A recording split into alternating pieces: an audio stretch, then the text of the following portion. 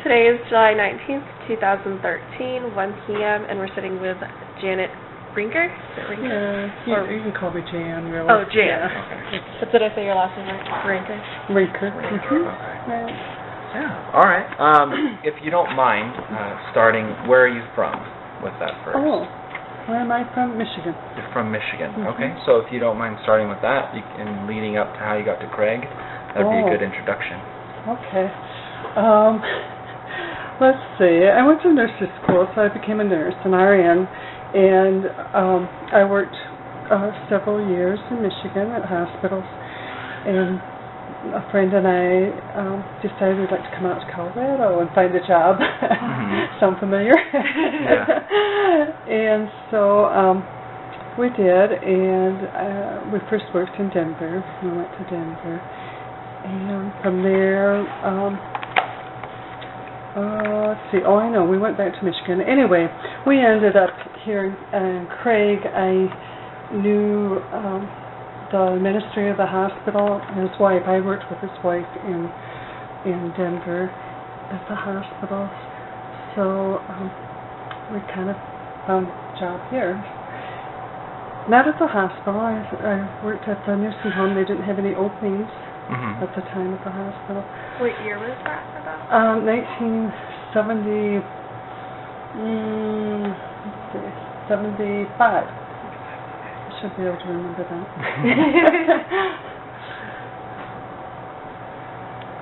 Sorry. Go ahead. Go ahead. Ended up staying here. I met somebody who lived here all his life, a rancher, and got married and raised a family. Okay. Well, so basically. Sorry. What was Craig like when you first came here? What did you think of? Well, being from Michigan, I miss the trees. I mean, there's trees in town, but you get out, you know. Right. And we live 8 miles west, and where his family ranch was is even further down. It's near Elk Springs. Right. Down that way, yeah, near Cross Mountain, actually. So I thought, oh, it's awfully dry too. But you know, and I'm trying to think.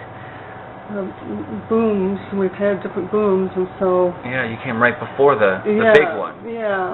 Right. And I don't know.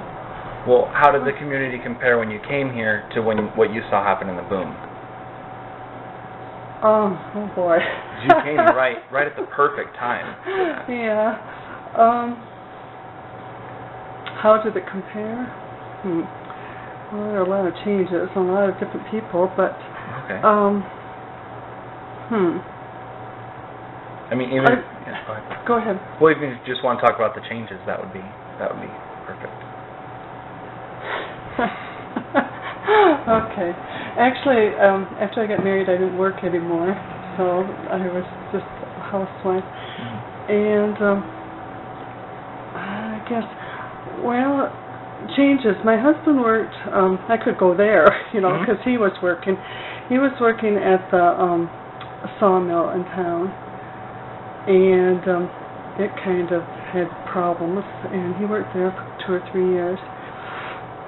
And then in the meantime, we ended up going over to, because he didn't find a job here, going to Hot Sulphur Springs just for a short time during the winter time, and he worked there. So I guess, you know, job-wise, he also ended up working for a while out at the power plant out here. So that was a job. I mean, with the contractors, sure, did provide a lot of jobs. How long did he work there? Probably about a year and a half. Okay.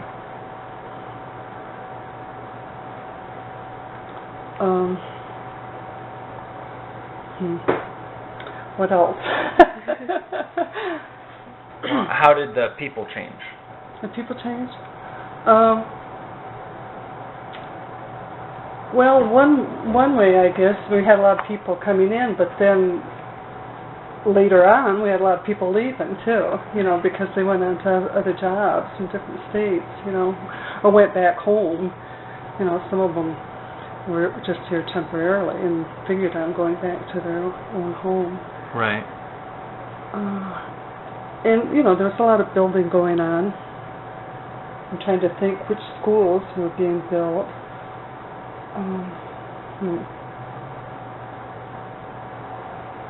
And sometimes you have to stop and think about these things. Yeah, no problem. Yeah.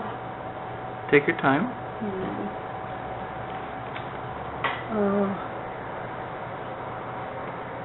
A lot of different businesses, but then some of the others gradually disappeared too.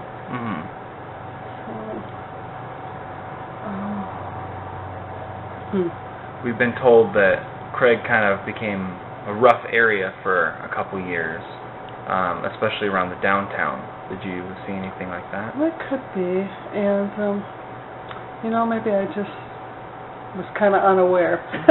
I was starting a family and everything, and maybe that thing just, I didn't notice. Would you want to talk about that process then? Starting a family in Craig, what that was like? Bringing a family here. Yeah, I guess I could.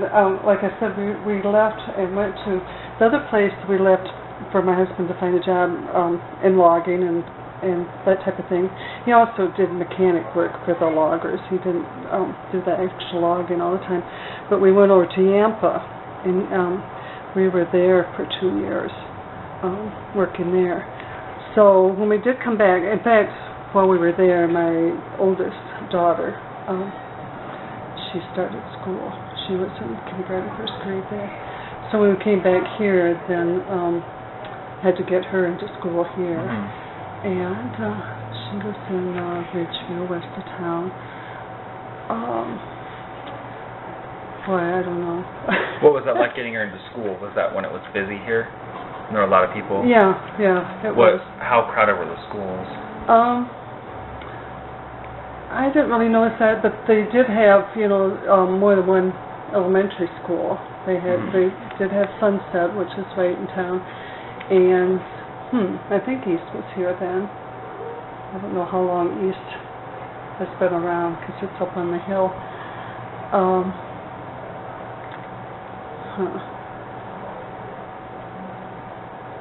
I think.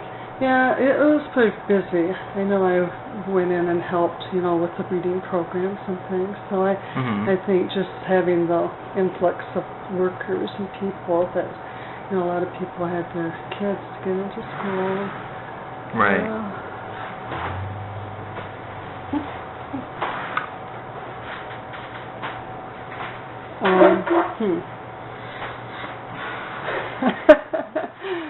Didn't think of anything else. That's all right.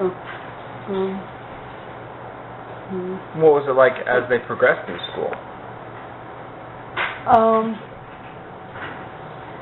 I think, the student population, it dropped. It did, at some point. And maybe that was better for us, really.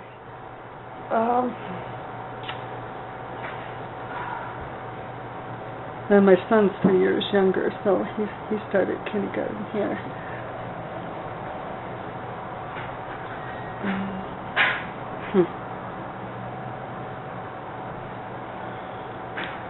What was it like raising them in this town, and was there stuff to do as a family? Okay. Well, we were already miles out, so we weren't in town all the time. But we did do a lot of the activities in town, the kids were both in Scouts, Girl Scouts and Boy Scouts. And they did some sports. They weren't big on sports, but they did some soccer and swimming, and I'm trying to think what else. That was about it. In church. We were active in church. So, and that was a big help because I made friends in church and was involved in things with that. So, what would you do for family recreation? Go down to the ranch. Go down to the ranch. Part of the family was still down there. He was one of 7 kids, and at one point he was down there at the ranch, running it, and then his next oldest brother kind of took over. And so then he went off and, found other employment. So, and, but his parents were still down there at the time when my kids were young. So we go down there. There's 2 rivers down there. There's 2 rivers, and they had cattle and raised hay. That was about it. But they did have like chickens and that kind of thing. But and we used to make homemade ice cream. Cranked ice cream, because there are most of the cousins, my kids' cousins, are still in the area. In fact, all the siblings are except for one, my husband's sibling, and he lives in Kansas now. So, and his mother is still living. She's 95.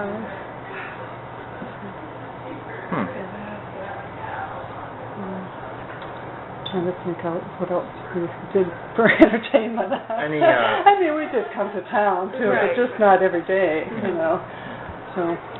Was there anything, maybe you didn't participate, but you saw activities going on that you could have gone to or something? Oh, yeah, sometimes. Sometimes, yeah. What about hunting, fishing? Hunting, yeah. When we were first married, I went hunting for the first time. Which was an experience. I had never hunted before, but and then it just didn't work out with his job to go hunting, because you need more than one day, and he'd have one day off a week, and it was just too much. So hunting, hiking. We did some fishing, not a lot of fishing, but I like to go camping. Yeah, those kinds of things. Where would you go camping? Different places, flat tops, Rifle Falls. Trying to think where else. Down at the ranch, down by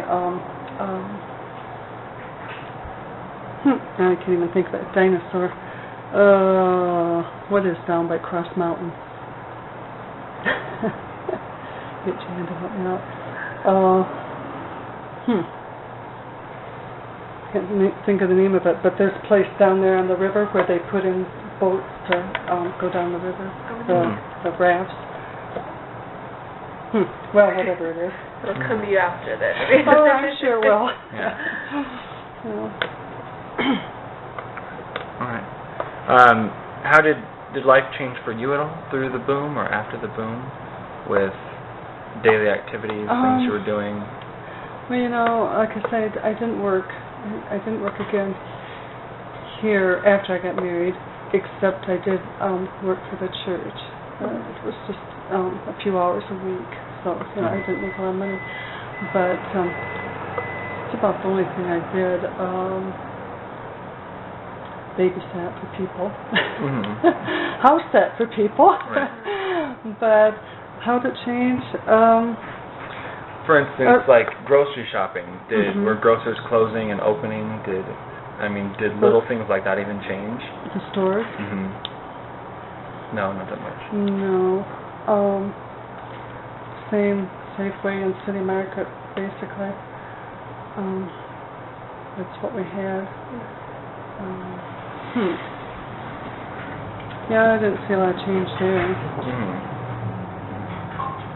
Just got bigger and better, I guess. Going to church, did you see new faces, or was there influx of and people a lot of people left. So how did that affect your community at church then? How did it affect How did it affect your community at church, if it did at all? Yeah, it did. That a lot. Just not enough people to do all the jobs, and so the same few do everything. We used to have a lot of kids too, and that changed. Once the families left and everything. Older congregation as the years went by. And that's hard when you make friends and then they move on. I guess that's part of life. Kind of. What about this downtown area? Did you notice any dramatic alterations in businesses or big Well, it's my husband's always lived here, so like, you know, the store across here, which is empty right now, you know, with the windows, it was the dime store and everything. It used to be a market, I guess, way back when, and he tells about, you know, how they used to leave the watermelons out at night, you know. I guess, I don't know if people took them or not, but so, yeah, there's been a lot of different businesses come in. We used to have a shoe store with clothing, and we had a men's store, and a clothing store right over here. You probably already heard all that, so maybe, no? A little bit. Okay, yeah. Trying to think what else is downtown that isn't anymore. I don't know. I think 30 years isn't that long ago. You realize 35, whatever. But then when you start thinking about it, things have changed. Yeah. I think what else?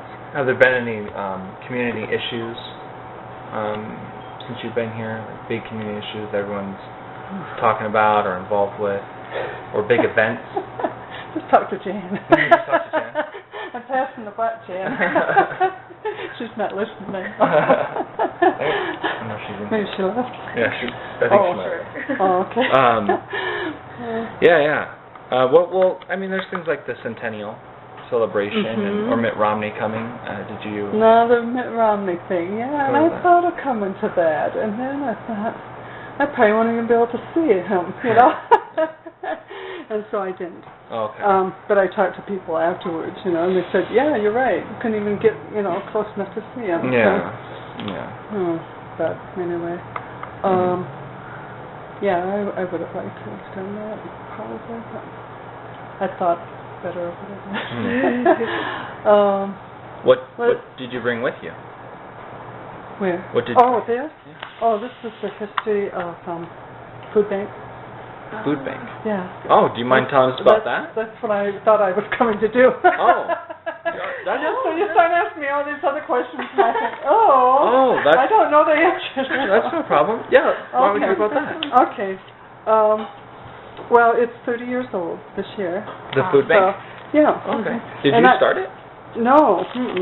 But I started doing the history, and I won't tell you how many years ago I, said, we need to get this together and whatever, because we have monthly meetings, and so I've been working out there about 10 years, actually. Okay. Yeah. And trying to think.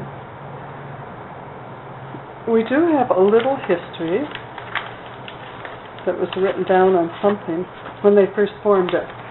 So I might just kind of go over part of this, but it just says April 5th, 1983, and I believe they met over at the Episcopal Church, St. Mark's. They had about 8 people that came to the first meeting. This one gentleman said he'd met with the Ministerial Association of Craig, and trying to get this all together, plan it out. They decided they would call the name of the food bank Interfaith Food Bank, because they wanted to have the local churches involved in it. They said St. Mark's Episcopal Church purchased a freezer for the food bank, and it was left at the social services, with meat and other frozen food available. County commissioners talked to the Big Country Meat and worked on an agreement to process game meat that was confiscated by the Conservation Department. And let's see, they had a savings account opened at the bank, and they had a balance of $75, which wouldn't go very far nowadays. They voted to allow money for the bulk purchase of pinto beans and wheat berries. And somebody said he would go ahead and buy those. Let's see.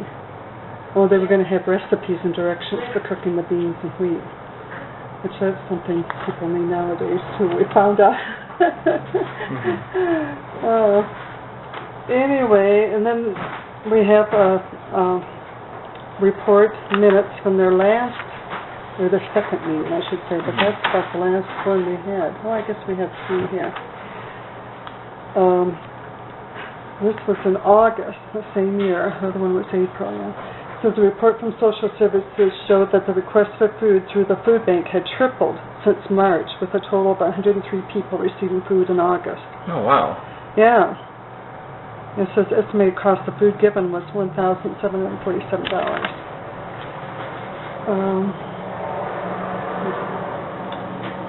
And then the January meeting, they were talking about ideas how to raise money to get food. This was before they thought of just asking for donations, I guess. Yeah. Since we agreed to explore the possibility of selling ice cream cones, popsicles, ice cream novelties at a booth during the Craig Diamond Jubilee. There's one of the activities. Huh? Also, we'd look into the possibility of selling popcorn and donuts. And then at this January meeting, 1984, one of the gals reported that 964 individuals had received food in 1983. And they figured that amounted to about $17,000.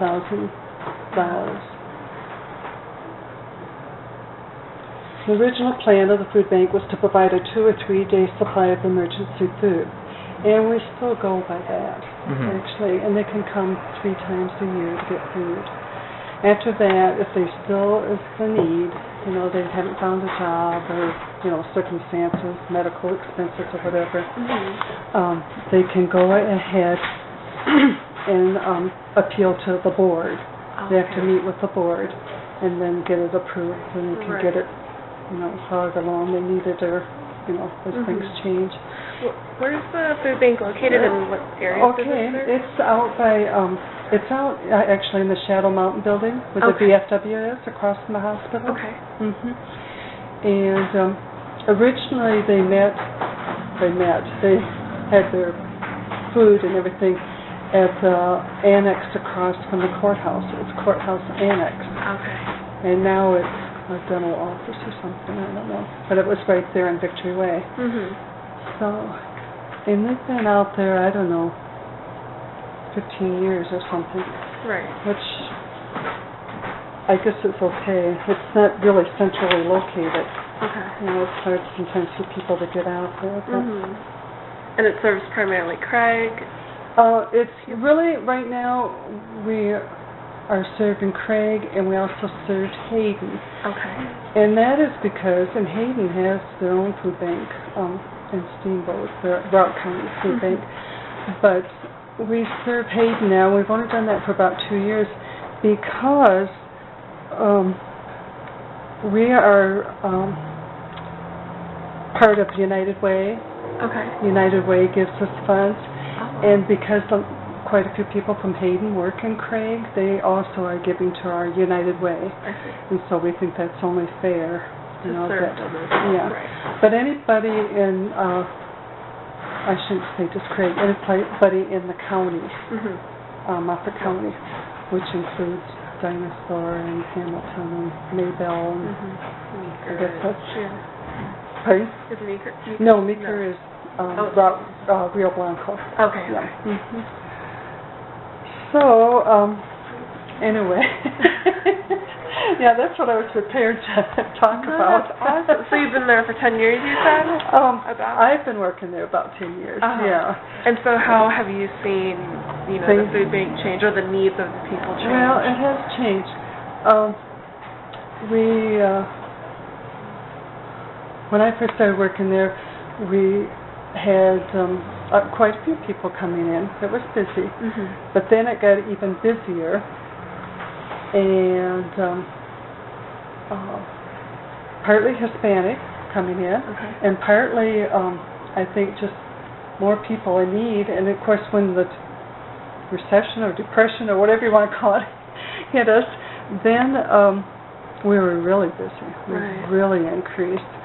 I know they had the same problem, social services and commodities, you know, they just really, so we tried to kind of work with them too. Right. At one point, they were so far behind on food stamps and everything. You know, people would come in, they said, well, we've applied, but, Right. you know, we're still waiting. We haven't gotten anything. So, and then things are still busy. Mhm. This summertime is usually our least busy time of the year, which is kind of true this year, but I think we only had a couple times.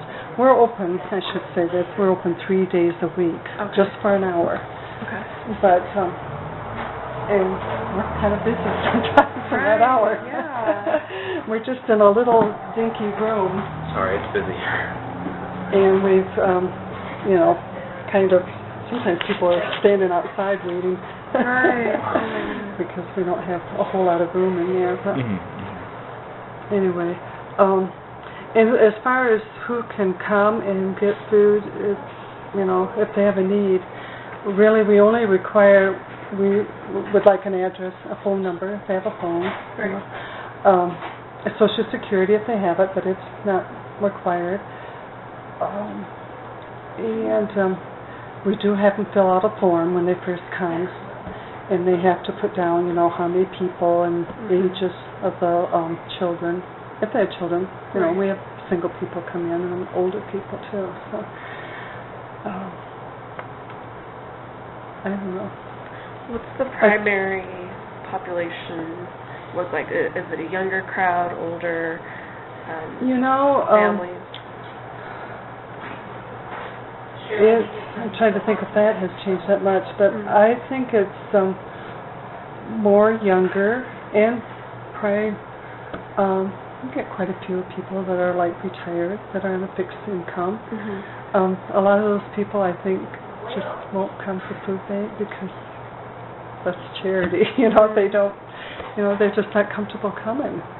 And some of them will, you know, come. Right. But I think they've been encouraged to, you know, whatever, by friends or family to come and get help. So, you know. And young people, a lot of times, it's because they don't have a job. It's tough, you know. What do you do?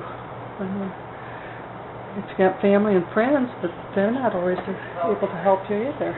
They have their own problems. Right. Yeah. So. I may have missed this part, but did you talk about winter? Is the need a lot greater in the winter? Yeah, I just said to her we're usually less busy in the summertime. Less, okay. Yeah. But we've had busy days this summer too, so I don't know. It just depends. I think there are more jobs available in the summer, you know, seasonal jobs, and so that is probably part of it too.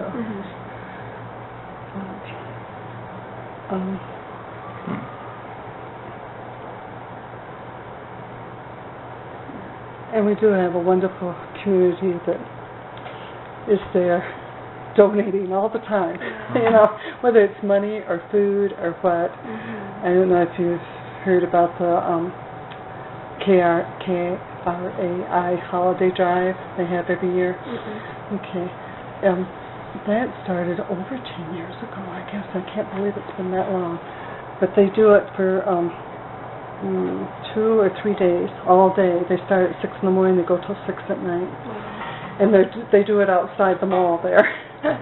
But they also, besides doing it for the food bank, they also do it for senior citizens and advocates. And I don't know much about advocates, so maybe you can find out more about that group.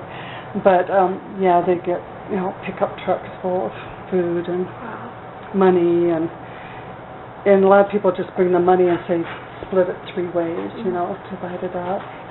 So that has been a tremendous help. But we have a lot of other drives we have every year, and we cannot do drives because of United Way. But the Scouts will do drives, the schools do drives. I'm trying to think who else has done drives for us, but different churches have done drives. So there's just no way we could keep going without people so generous. And sometimes people will take on a certain thing. Right now we have a man that brings in the big bags of rice and beans, the dried beans. You know, he just brings them whenever he thinks we're getting low, and just brings more. So, and the way we do it, we do have a set list of things that each person, each family, household, we go by household, gets. And once we fill that, then we have some shelves that we call them extra shelves, extra items, because they aren't on our list. So it might be cookies, or it might be spices, or it might be flour, it might be sugar. It's whatever people give. You know, we take everything and anything. The grocery stores here, the different businesses, they all contribute to, you know. So, and we buy our groceries, so the things that are set, we buy them locally. We don't go elsewhere. Do you have partnerships with anyone in town? I mean, other than United Way? United Way. We really don't. Food Bank of the Rockies, are you familiar with them? They're out of Grand Junction. Okay. I don't remember how many years ago it was, but it's been probably at least 4 or 5 years ago. They contacted us and asked if we'd be willing to get food through them. Right. And they bring a truck up, but right now they bring a truck up to Boys and Girls Club. They bring food to them, and then also there's a mobile food bank once a month out of Boys and Girls Club that they give out food. Right. So. Wow. That's awesome. It's pretty neat. You know, I mean, it's all the work you do is really nice. You thought you worked in the homeless shelter? No. I worked in a homeless shelter for a little bit. Oh, okay. A few years back. Yeah. We'd feed the people that came in. I enjoyed it, Yeah. How did you get into doing it? Is it just something you picked up through church, or? Yeah, our church. Some people had been doing it, and I just decided maybe that was something I'd like to do. Right. Yeah, I've really enjoyed it. Yeah. It's been a good thing. So. Yeah. Do you have anything else you want to add about it, or? No. No? All right. I'm sorry I wasn't more helpful with other No, parts. no, that was good. We didn't realize. This was excellent. Yeah. Okay. Maybe to close off, how do you see Craig now, and how does it compare to when you first came? Or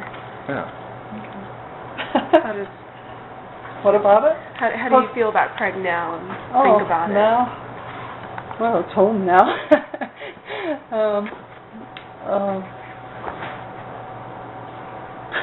I'm not lost for words. That's right. Yeah. Speechless at how great it is. Well, I mean, it's like any place, I guess. You know, there's good points and bad points. And I'm sure we talk about both. You know. Well, thank you. Thank you very much. Yeah. And where are you guys from? Dale?